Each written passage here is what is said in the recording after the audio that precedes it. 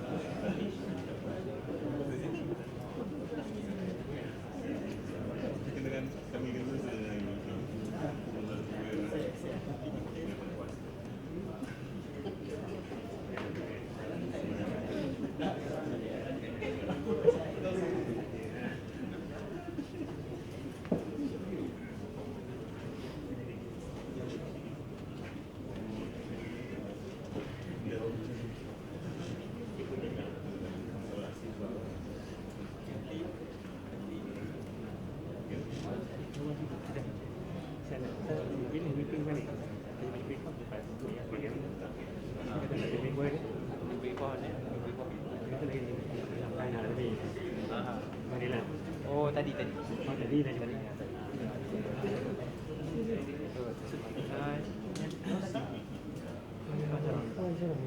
Sampai lah.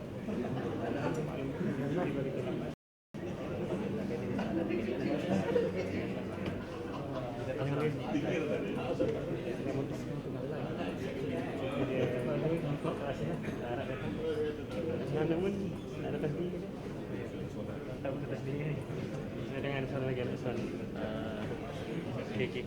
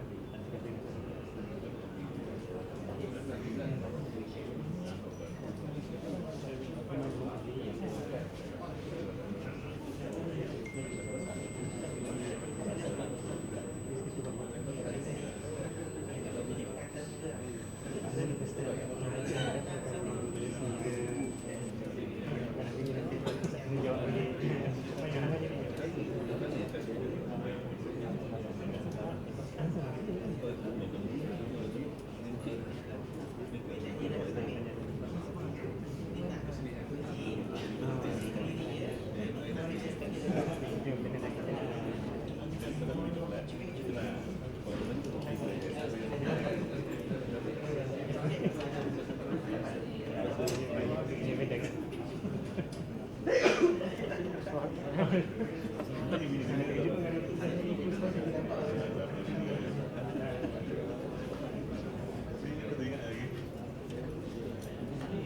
Berdiri juga.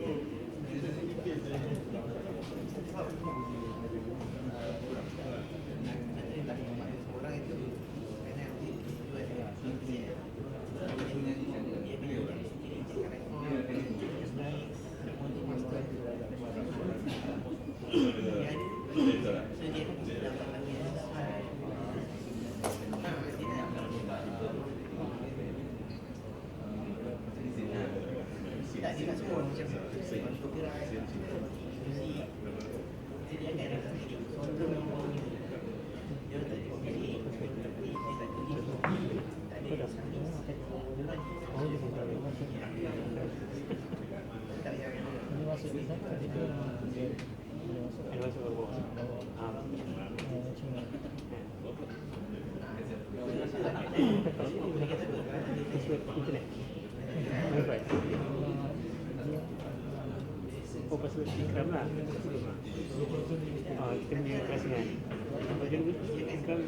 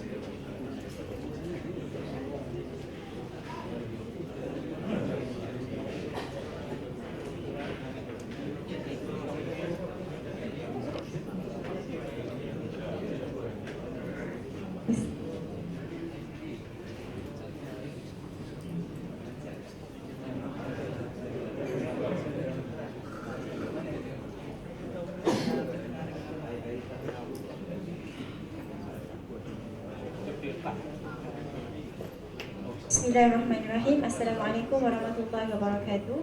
Alhamdulillahirabbil alamin wassalatu wassalamu ala Rasulillah wa ala alihi wa sahbihi wa man ihtada wa ba'd.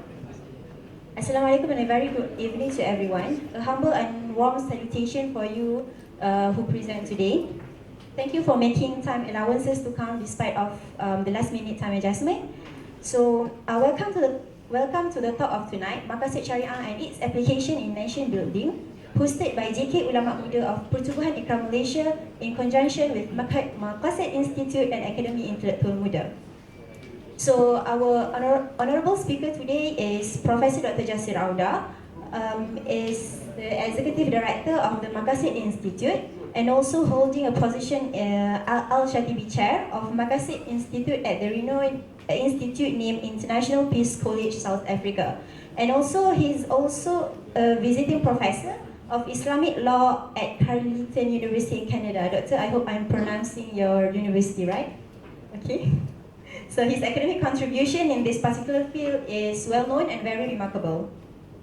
And also tonight's talk denotes his last pit stop for his Malaysia visit of this session, preceding the talk in Pulau Pinang, and then he came down to Bangi, USIM, and also at Masjid Wilayah KL before catching his flight tonight to Canada, bound to Canada at 11 p.m.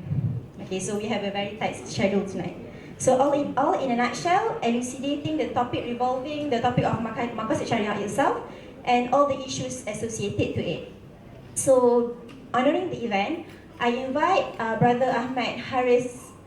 I invite Brother Ahmad Harith bin Zabidi Azhar for Quran recitation of Surah An-Nur verse 54 to 56. Please welcome.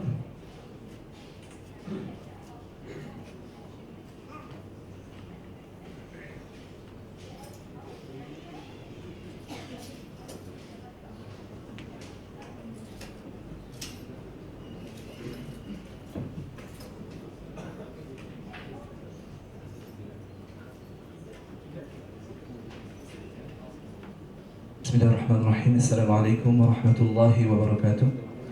Inshallah, today I'll be reciting from Surah An-Nur, verse 54 until 56, together with the English translations in between the ayats, inshallah.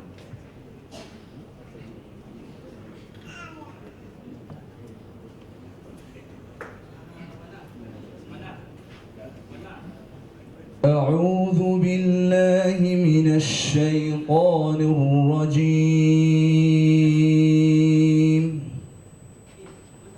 بسم الله الرحمن الرحيم.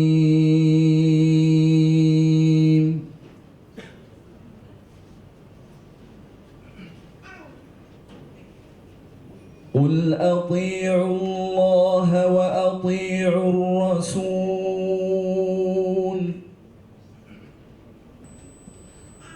فإن تولوا فإنما عليه ما حمل وعليكم ما حملتم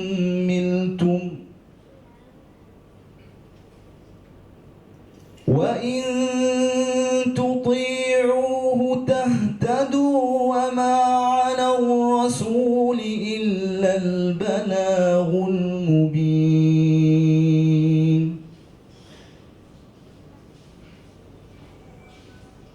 In the name of Allah, most gracious, most merciful. Say, obey Allah and obey the Messenger. But if you turn away, then upon him is only that duty in which he has been charged, and upon you is that with which you have been charged. And if you obey him, you will be rightly guided. And there is not upon the messenger except the responsibility for clear notification. وعد الله الذين آمنوا منكم وعملوا الصالحات ليستخلفنكم في الأرض ليستخلفنهم في الأرض كما استخلف الذين من قبلهم وليمكنن لهم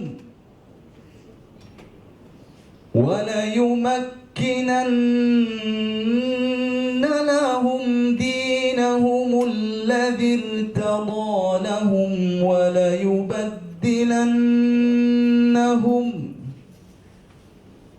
وليبدلنهم من بعد خوفهم أمنا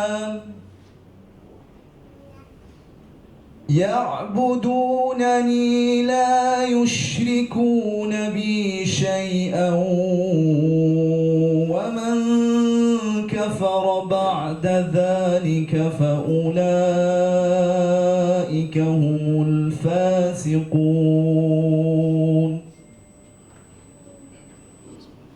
Allah has promised those who have believed among you and done righteous deeds that He will surely grant them succession to authority upon the earth, just as He granted it to those before them, and that He will surely establish for them therein their religion, which He has preferred for them, and that He will surely substitute for them after their fear security, for they worship Me, not associating anything with Me.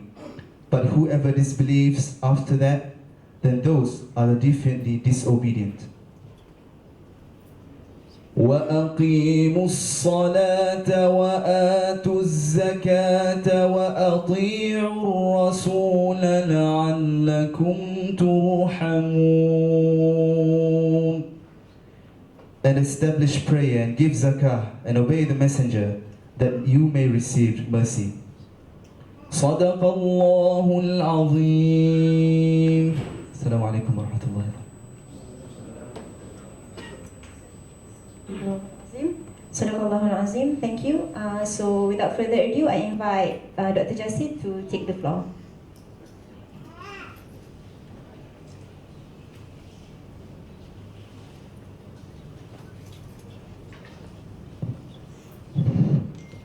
السلام عليكم ورحمة الله. بسم الله الرحمن الرحيم. الحمد لله حمدا كثيرا طيبا مباركا فيه مباركا عليه كما يحب ربنا ويرضى كما ينبغي لجلال وجهه وعظيم سلطانه.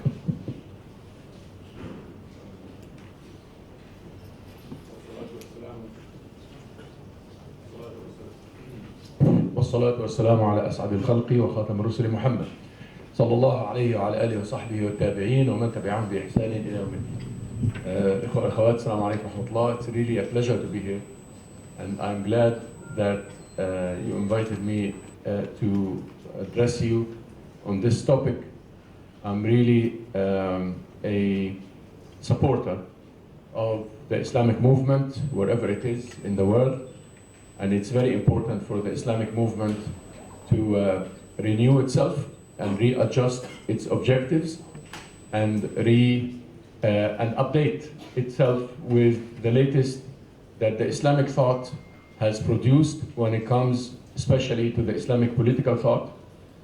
So when you talk about nation building and you want to address that from an Islamic perspective, I think this is very appropriate because as a leader, IKRAM being a leader of the Islamic movement, it's very important that the brothers and sisters in IKRAM update themselves with the adjustments that the Islamic movement has made to its thought. The thought of the Islamic movement started, as you all know in your perspective, from the writings of Imam Hassan al-Banna in the 20th century, the 20s of that 20th century, and he set certain objectives for the Islamic movement that has to do with building the Muslim individual, the Muslim family, the Muslim society, and the Islamic state. And فرد المسلم والأسرة المسلمة والمجتمع المسلم والدولة الإسلامية. And the Islamic state has not been defined in clear terms since the time of Imam Hassan al-Banna, because it's left to the ijtihad and the work and the imagination of the different movements in different countries and so on, and whoever has been following that kind of thought had defined the Islamic State in different ways. The latest that I would like to update you on, and I'm sure you know that and you read about that, but I mean to make it a very important and brief kind of advice so that you move beyond certain perceptions of the Islamic State and update yourself with what the Islamic thought has produced. The latest that we have in the Islamic State is nation building, is what you are exactly talking about in the title of the lecture that you asked me to talk about. It is not building an Islamic State in a nation state. What you are in now, my brothers and sisters, is called a nation state. Malaysians decided to make a nation. And a nation state in political science is borders and people and sovereignty, and a constitution that defines certain borders and defines a certain system according to nationality, according to nations, not according to religion, not according to Islam. According to Islam, Muslims are not supposed to be divided into states. Muslims are supposed to have one authority, a political authority. If you're talking about an Islamic utopic thinking, ideal thinking, the higher objective of Islam is for Muslims to be in one state. That is the Khilafah, and that Khilafah has tamkeen. The brothers read the verses from Surah An-Nur. وعد الله الذين آمنوا منكم وعملوا الصالحات لا يستخلفنهم في الأرض كما استخلف الذين من قبلهم وليمكنن لهم دينهم الذي ارتضى لهم. The Khilafah and the tamkeen, the terminology of tamkeen is also terminology of the Islamic movement.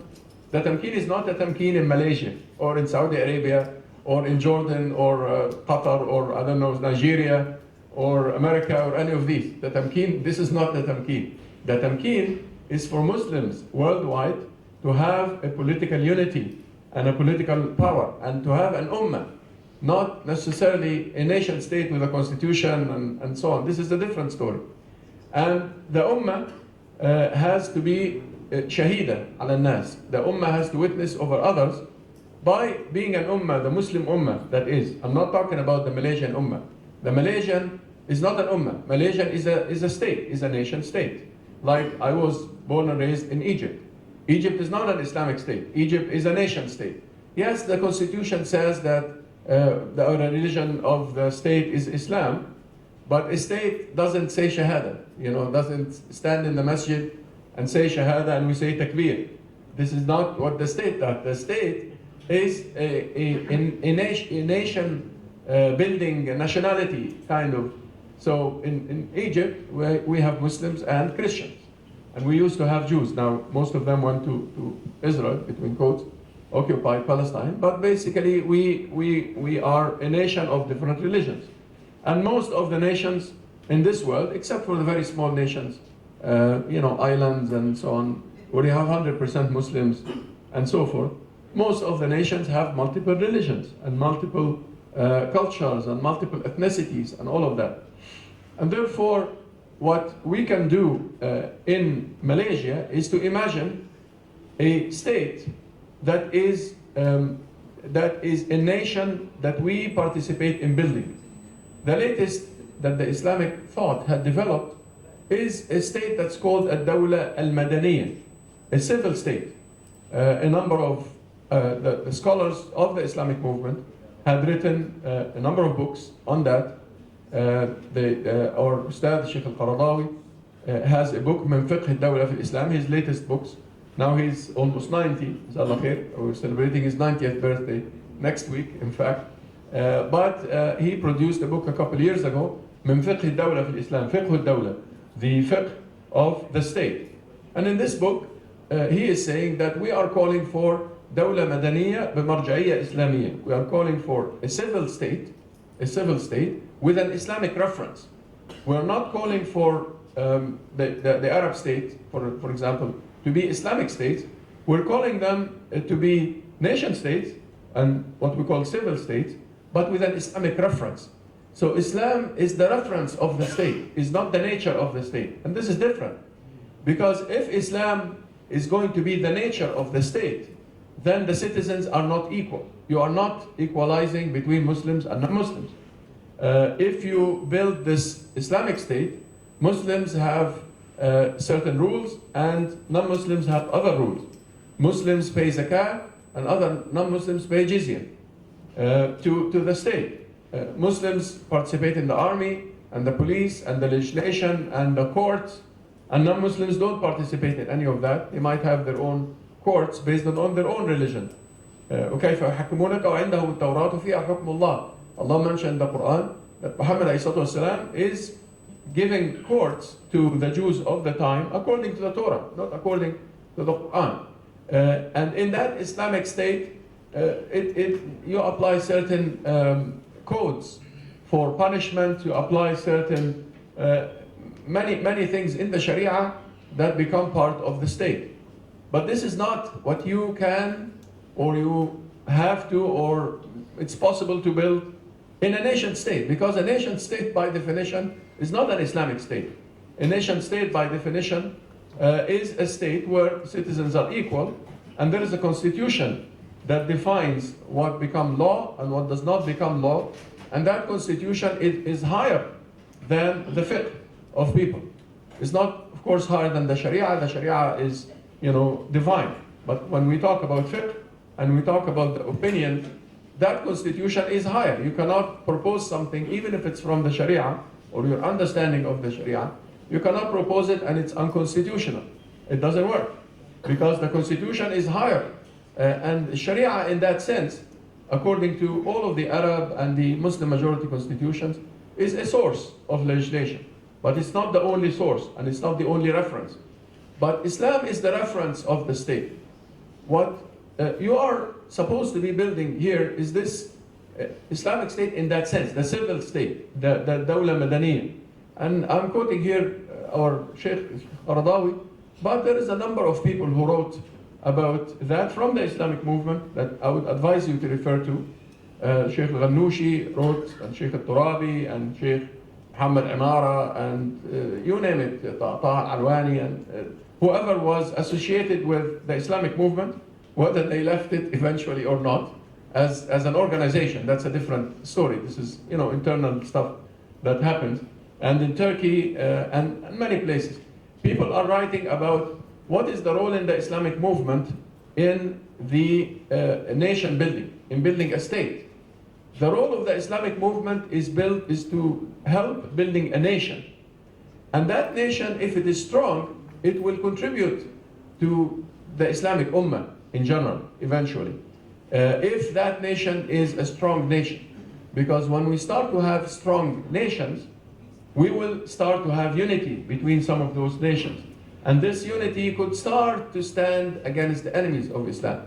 So far, we are a defeated nation, a defeated ummah in general. Wherever you go in the Muslim majority world, there are bases, there are military bases of other people. And this is how they protect themselves from each other, to start with, and from the outside enemies, and so forth. And we as an ummah, part of us are with the NATO, and part of us are with the Pacific, and part of us are with the Africans, and we are a divided ummah. Anyway, we don't have political unity, we don't have, let alone the military unity and the unity of the ummah of Muhammad sallallahu alaihi wasallam. We are a divided ummah, and we have this bid'ah of the nation states. Inshallah, bid'ah hasana, hopefully. But it's a bid'ah at the end. This is not how the ummah is supposed to be divided with borders. And if you're Malaysians, you're here, and Burmese are being killed, no, but we are Malaysians. We really don't intervene because this is internal business of another nation. This is not how Islam is supposed to be. But this is proper nation states. Nation states care about their borders and their sovereignty, and they don't care about the others, except with human responsibility and ethical obligations and all of this United Nation business. But this is not how Islam is supposed to be. You're not supposed to be here sitting like that, and there is a massacre happening across the border in Burma. We're not supposed to be sitting where I grew up in Egypt and people are killed in Syria. This is not, or in Gaza. We're not supposed to do that. But because of the nation states, we have to do the political part of. So, what is the role of the Islamic movement then in nation building? The role of the Islamic movement is to create nation states that are strong. And a nation state cannot be strong without considering all the components of the state. You here, you are composed of Malay and Chinese and Indian. These are the ethnicities that you have. A nation state that you are trying to build is to build bridges with the different ethnicities and to find common ground with the different ethnicities and to build a Malaysia that is strong. If you build a Malaysia that is strong as a civil state, call it Islamic state if you wish, or call it a religion, a state with Islam as the religion if you wish, but this is not the Ummah we are talking about. Malaysia is not the Ummah, Malaysia is a nation state. If you build that nation state very well, then you are doing Islam a great service. And you are doing the Islamic movement everywhere in the world a great service. Because if you have a strong Malaysia, then you will serve the problems that we have in the Arab world. You will have more influence on what's happening in Syria. And you will be able to rescue your brothers in Burma. And you will be able to affect the East-West dynamics and the international relations. You will build, for example, good relations with Turkey, and the Turkish-Malaysian cooperation will be very useful for the Ummah. You will have better say when it comes to Islam and the issues that happen. You will do better da'wah, and you will build better Islamic institutions, and you will have better Islamic education. When you have a stronger Malaysia, when you have a divided Malaysia, because you are really trying to make an Islamic state out of Malaysia, then you are not serving Islam. And you should learn from the lesson of the Arab Spring, and spring between very, very big quotes here. It's not spring anymore. It's becoming a nightmare. Well, you should learn from the Arab nightmare. The Arab nightmare, people revolted in the streets, they wanted change. And then the dark forces were smart enough to say, okay, you want change? Let's have elections in Egypt and Tunisia and other places in different dynamics. Let's have elections and let's see what you're going to be doing. And then once the Ikhwan in Egypt and the brothers in Tunisia and in Nahda and in others, when they won elections, they thought that they have an Islamic state because they won elections in a nation state. And that was a very big strategic mistake that we're telling you about, so you learn from.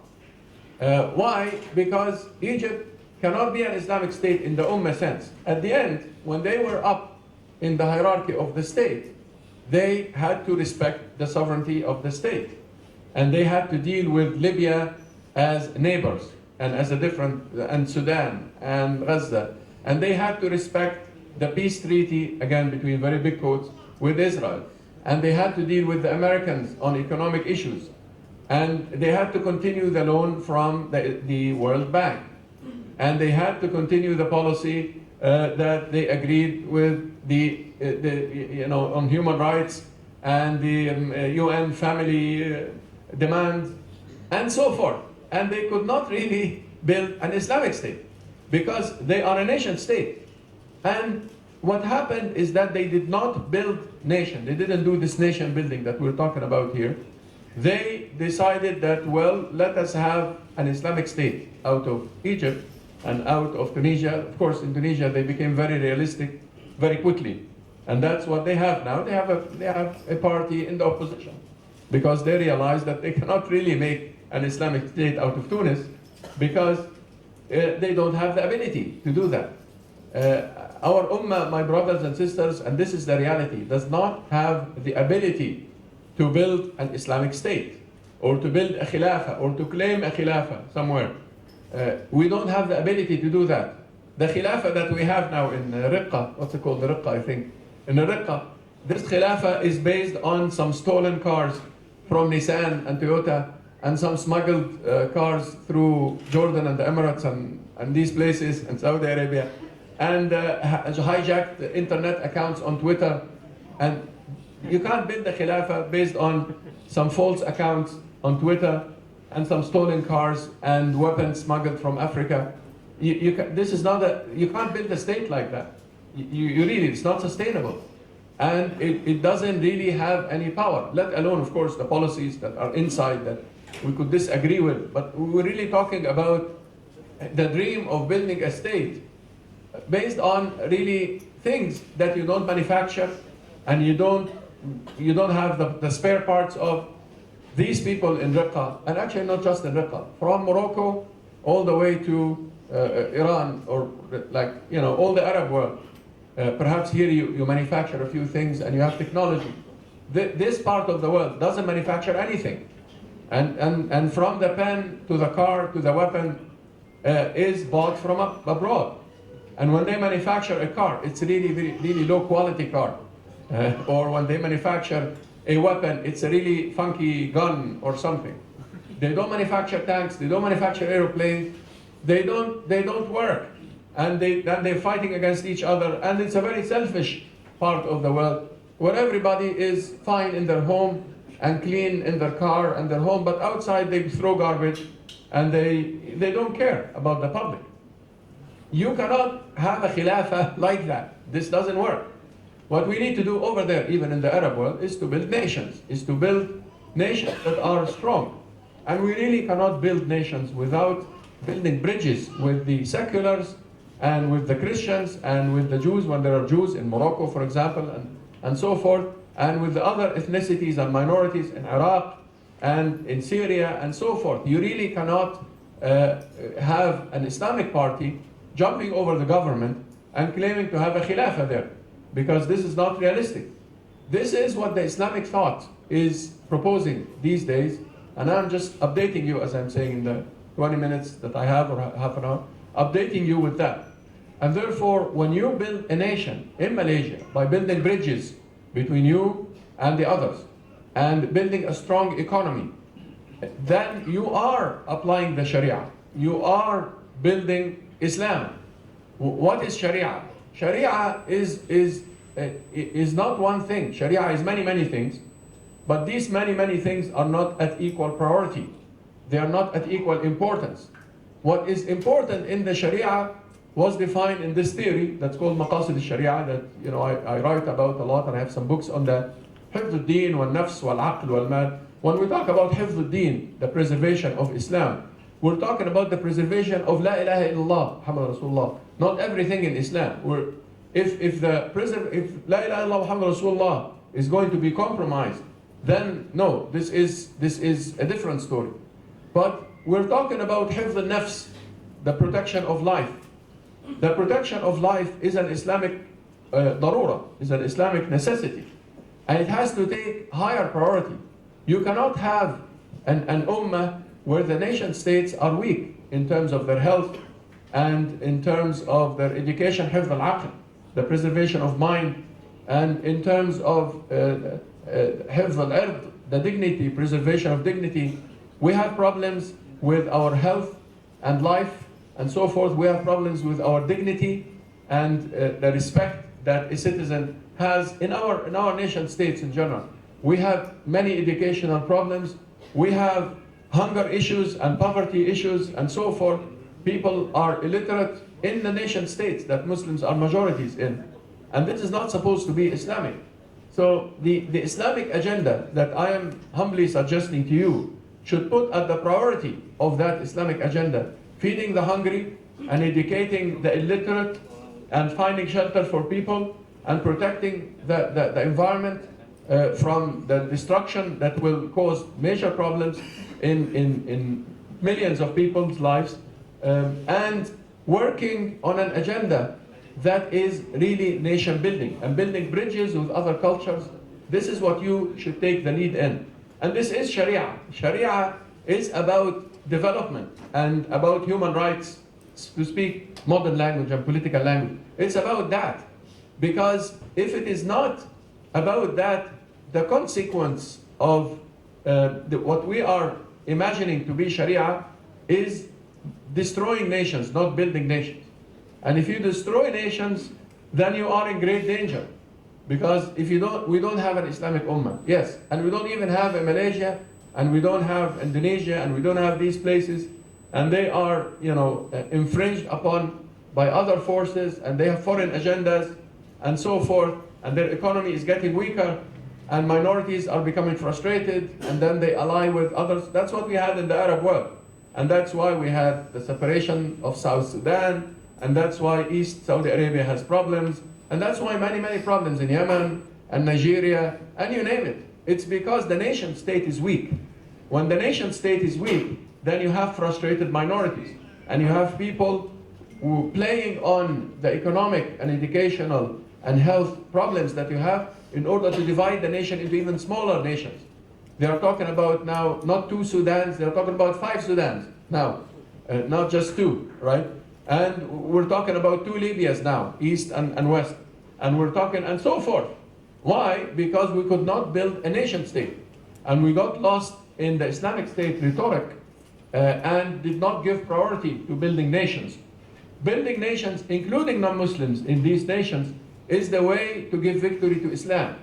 Because when we start to build nations and we start to build unities, strategically speaking, between the Muslim Ummah, at the end, to unite the Southeast Asia, when you have a stronger Asia and a stronger Indonesia, when you guys were tigers, it's not exactly like that now, but when you were tigers in the world and you were trying to make unity, that became very dangerous to other forces, because that is strategically building the Ummah apart from Southeast Asia.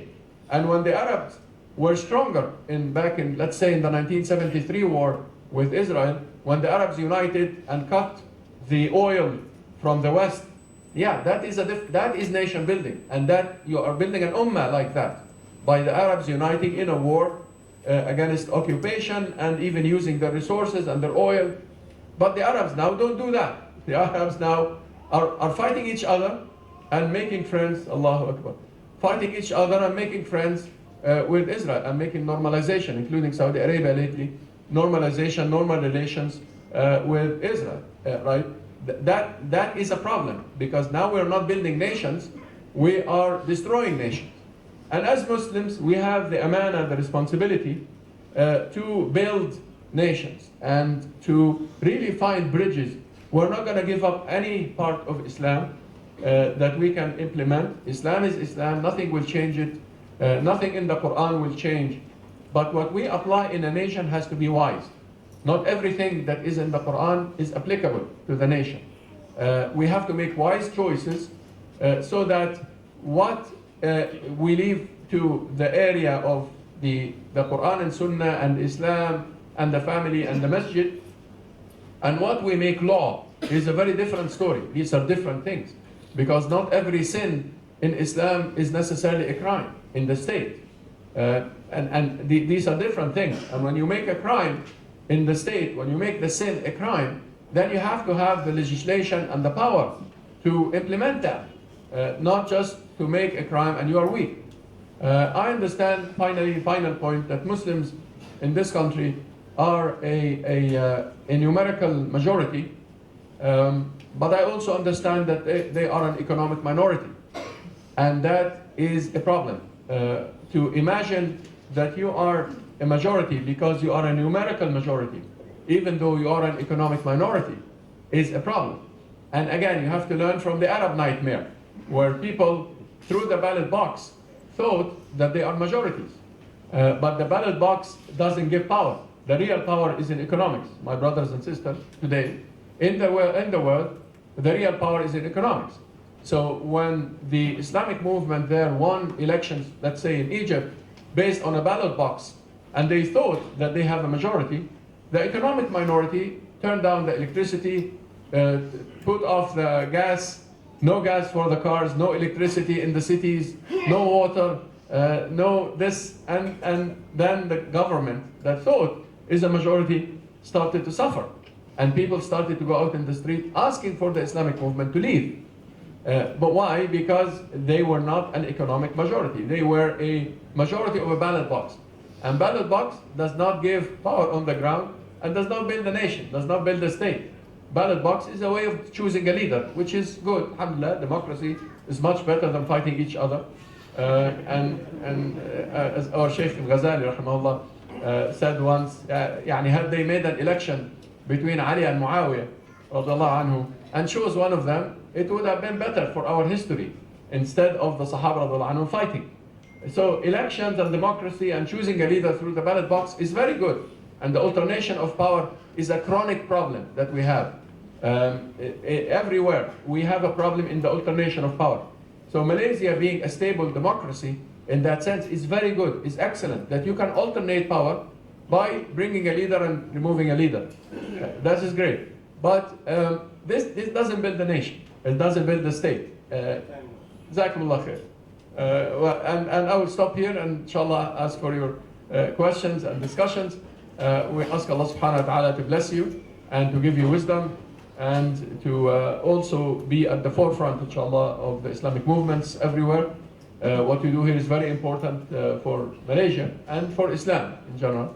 I greet you for that. Jazakumullah khair. Assalamu alaikum wa rahmatullah.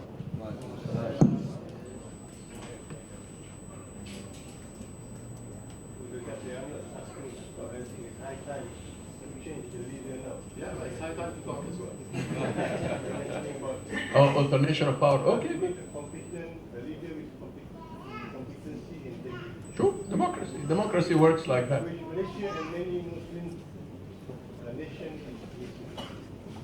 I think if we agreed as an Islamic movement to play the democratic game, to use that term, then we have to agree with the outcome of democracy, whatever it is.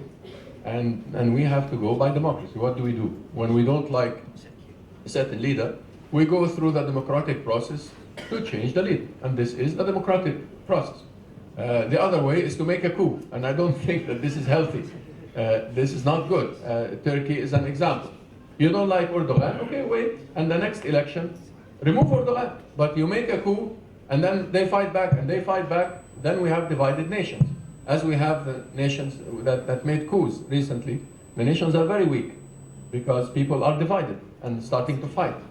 But the best way to change in a democracy is democracy, for now, because we are not a union of nations, we are one nation. So one nation, democracy is the only way forward. When we become a union of nations, like Europeans now are trying to make a union, they are struggling, that is different. We don't then have to have strong nation states. They are talking now in Europe about post-state. How can we go beyond the state in building a union? And that's something we need to learn from as Muslims. But we need to be state first and then become post-state. So far we're not state. We are struggling to become nation state. And then perhaps we can go beyond the nation state to build major unions, inshallah. Any comment? Yes, Assalamualaikum warahmatullah. I'm Muhammad Bello, a Nigerian from University Putra, Malaysia. I welcome Dr. Auda to Malaysia. My question... It's a global world. My question is on... And I welcome you to Asia. My question is on the issue of economy. If one look at it globally, you'll see most of the Muslim nations, they have the Muslim majority, but the economy, they are minority. And I would like to go back to Seri, going by the prophetic example, when he migrated to Medina. After the masjid, it was the souk that follows. So what do you have as an advice so as Muslims can have this economic majority and empower themselves? Jazakallah khair. I think it's a number of advices, not just one advice. One advice is to build good relations with people who have the keys of the economics and not to lose these people in the political discourse. So if some communities here have strong economic power, then we have to make coalitions with them and befriend them and have good relations with them and not scare them or frighten them from our nation, or consider them to be visitors or to be temporary. We need to change, and I say this in Europe as I say it in Malaysia, we need to change the definition of a Malaysian to become a wider definition that involves all the races. I say the same thing in Germany, I said the same thing in England, that we need to change the definition of the UK from being only for the white English people, being a multicultural society, because that's what it is.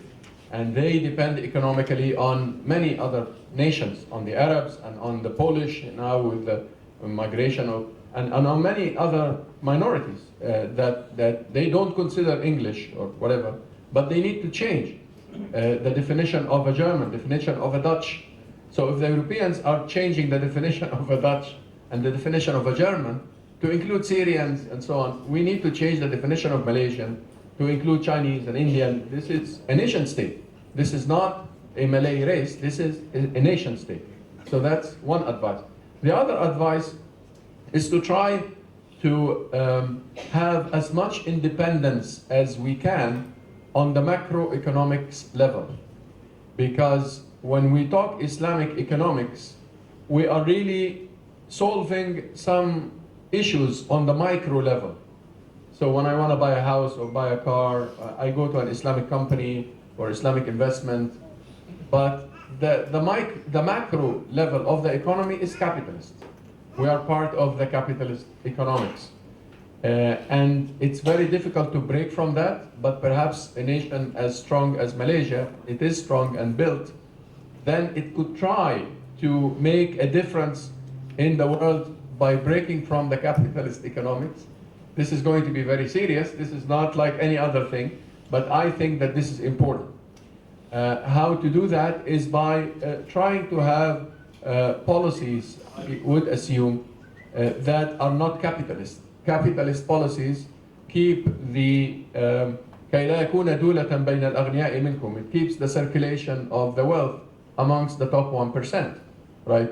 At the end of the American recession, the top 1% owned 90% of the American income. 90% of the income of America went to the top 1% in the economy. With what Obama was trying to do, now the top 1% of the American economy gets 60% of the income, not 90%, which is better. But this is very, very capitalist. We need to push this country to not to be that model, because I'm noticing economic and specialist in economics, but just from noticing and from analyzing and being concerned from the Islamic point of view, I'm noticing that the top 1% is gaining more and more and is monopolizing the markets more and more. So if we try to push towards a more, I'm not saying socialist, but social justice agenda and social justice policy, then we are trying to push the wealth of the 1% down. That is very good for breaking from the capitalist economics. And that's something you can also learn from the Arab nightmare, because in the Arab nightmare, when the Islamic movement proposed economic policies and economic programs for parliament and so on, they did not propose policies for social justice. It was the good old capitalist Mubarak kind of economics, you know, and that is not right. That doesn't build a nation. People are not with you. If you keep the poor poorer and the rich richer, it doesn't work like that. In the name of Islam this time. So when we talk about Islamic economics, we should try to push the wealth from the top 1%, which is the system now everywhere in the world, the capitalist economic. We try to push that wealth down. And you push a wealth down, you have better education and better health for the, if you wish, the middle class. And that middle class, if it has better education and better health, then you are building a nation in that sense. That is the Islamic agenda. So far, this is the agenda of the Marxists and the atheists. They are the only people who talk about economic equality and human rights. And the Islamic agenda is an agenda about, you know, the places for wudu and building, I don't know, and some issues in the halal food and the application of the hudud and so forth, you know, these kinds of things. This is the Islamic agenda. And no, I think the Islamic agenda should add or include or actually give priority to the economic and the social agenda. because we don't leave the economic and the social reform to Marxists and leftists and atheists and non-Muslims. They are the only ones who are calling for economic reform. And as Muslims, we are absent from that. So I hope that this helps in terms of... Bismillah. Dr. Oh, mashallah. Okay, another Nigerian brother. Welcome to Asia, brother. Bismillah. Oh, from here or here? Okay, Dr. Jasser Auda. Okay, left and then right. My name is Amizuddin bin Muhammad. I'm from USIM. I got 3 questions. The first question is, how does the Malaysian Sharia Index reflect the reality of Malaysia? Why is it the indicator that the index is accurate? That's the first one. The second is, can only Malaysian scholar understand the waqi' in Malaysia, the reality in Malaysia? If so, are the scholar opinions such as bin Bayah, Sheikh Abdullah bin Bayah cannot be accepted because he does not know the waqi' in Malaysia? And the third one is the last one. What is the indicator for fiqhul malat that show suitable for the society in that time? The third question. Fiqhul malat. Oh, 3 questions, but I have short answers, inshallah, so it's no problem. The first question, Sharia Index. No, this is not the Sharia Index I was involved in. I was involved, if you find on my webpage or I wrote in some of my writings, that I was involved with a number of scholars in a Sharia Index that was trying to see how we can measure the Islamicity of the state via Maqasid al-Shariah. I contributed some ideas to that project. That project was in America by an NGO called Qurtuba. We met in Malaysia a few times, but I have no details about the Sharia Index that you read about in the newspapers in Malaysia. I receive some emails sometimes asking me. They have the same name, but they are 2 different projects. The project I'm talking about ended in 2009, 2008, 2009, really. But you have a new project that I heard about here in Malaysia. I cannot judge because I am not, I don't know the details. But what I recommend is not to talk about numbers, to talk about recommendations. Just take a Maqasid al-Shariah approach, but let's not say 72, 73, 65. These numbers in such an index, from my knowledge of indexes, are not accurate, are very subjective. And it's best to have recommendations and not particular numbers and so forth. Malaysian scholar opinion, well, no, it depends. Sheikh bin Bayah is one of our ustad, is a great scholar. And of course, he can give fatwa on some issues here, but some issues are local and some are global. Like last, 3 weeks ago in America, we had a seminar on organ transplantation and so forth. This is a global issue. We are talking about heart transplantation, brain death. These kinds of questions are global. They are not only Malaysian or American. So the seminar there was a global seminar, scholars from, but some issues are Malaysian in the sense that they have to have fiqh al-waqi' that Ibn al-Qayyim talked about in IKRAM al-Muwaqqi'in. You have to ask the local. So if somebody asks me about a certain fruit or a certain drink that you guys drink, and I don't know what that drink, whether it has, I don't know, alcohol or not, I cannot judge. I have to ask you see. So it depends. Sheikh bin Bayah, you mentioned his name, is a great scholar, an ustad of ours. But if you are talking about a local issue, then you ask the local people. If we're talking about a global issue, now we're talking about nation building. This is global. This is not local. This is something that every nation has the same aspirations and so forth. So that's why I allow myself to talk about that here in Malaysia. I don't know the details exactly of the different parties and the different, and it's not really my area that I deal with political issues. I'm dealing here with the Islamic thought, al-fikr al-Islami, in very general terms. So you can ask the local scholars if it's a local issue. Fiqh al-ma'alat is very important, Jazakallah khair, which is a kind of fiqh in which you judge something by the consequences, the ma'alat. Ma'alat are the consequence, the result. We are going to do something, change a law in the parliament, good. But what is the result of changing that law? This is very important. And in Islam, you sometimes don't do something because the consequence will be harmful. What we call sadd al-dara'a. So blocking the means. You block the means You don't do something when it's harmful. Or fath al-dhara'i, or opening the means. You have to do something even though it might not be correct, but the consequences are important. So, and so forth. So this is a very important kind of fiqh that I ask you to really take care of. Because a lot of what we do, it's lacking that. It's lacking fiqh al-ma'alat, lacking the consequence thinking. So we take a step because we have a crisis or because whatever it is, reactionist steps, crisis management, kind of management. But the right management in Islam is a management by consequences and objectives and goals and a vision. So based on the vision, you try to go, not based on reactions. The reactions sometimes have bad consequences, and we need to be aware of that. So inshallah, my brother, inshallah. Assalamualaikum. Alaikum. My name is Ibrahim Yusuf. MashaAllah. I have one question. Can you, the microphone? Okay, what I'm saying, I have a question as well as contribution. My question is, as we all know, we Nigerians, we are suffering from both social and criminal social problems.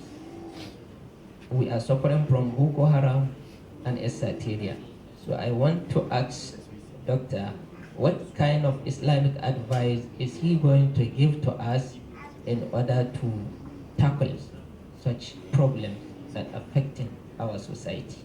MashaAllah, it's a global world. I'm asking about Boko Haram in Kuala Lumpur. Wow, MashaAllah. Wow. Well, it's a big question, but I think the title of the lecture of nation building is important. I think I didn't have the honor to go to Nigeria yet, but inshallah it's in the schedule in a few months. I think it's about building a nation, so that the nation would get rid of extremism. And building a nation has to do with education. I think you have to, and this is also an advice for my Malaysian brothers. Islamic education is very important. What made these people build these parties and groups is that we don't have very good Islamic education base. And people get education from somewhere else and they come with extreme ideas. But if you take care of Islamic education and you have very strong institutions of Islamic education and you don't need to import Islamic education, then you have a stronger nation. Turkey is an example. Very, very few Turks now come to Al-Azhar or Mecca or Al-Qarawin in Morocco or even in the West. Very, very few. Most of them learn whatever they want to learn in Turkey. They learn Arabic and fiqh and whatever they want. So that is more useful because they have an Islamic education that is strong. But I still don't know all the details, so inshallah, hopefully when I visit, I can give you a better answer, inshallah. Any of the sisters, please, questions, feel free. Yeah, please. No. Yeah, mashallah. No, I'm sorry, Dr. But I'm here to end the event. End the event, Allahu Akbar. See, sisters, Okay. instead of asking the question, they end the Can event. I close the last question? Yeah. Yeah, sure. Well, I'm available, inshallah, on the social media, inshallah, because I really have to go. I don't want to miss my flight because there are 1, 2, 3, 4 flights until I get home. So it's a long story. Yeah. So I really, it will really mess my whole week if I don't get home in time. Jazakumullah khair. Really, it's an honor, and sorry for the limited time and the limited schedule. But next time I come to Malaysia, inshallah, perhaps we have a whole day. I will ask the brothers to. It seems that you have a lot of interesting things to say. Jazakumullah khair. I'll leave it to the sister, inshallah. Okay. So yeah, from our end also, I'm sorry for the time constraint happened today. So before we come to the close of the event, I will humbly invite Ustaz Burhanuddin to give some token of appreciation and gratitude to Dr. Auda. Please welcome.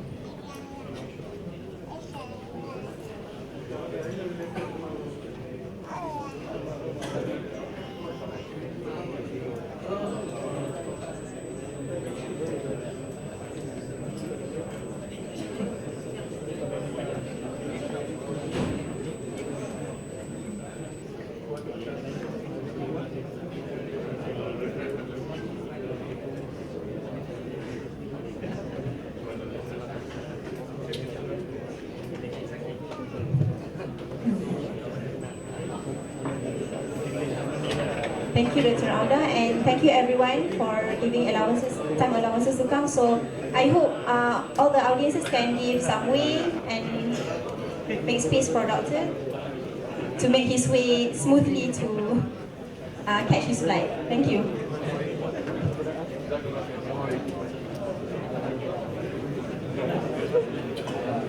Okay, so thank you everyone. Assalamualaikum warahmatullahi wabarakatuh.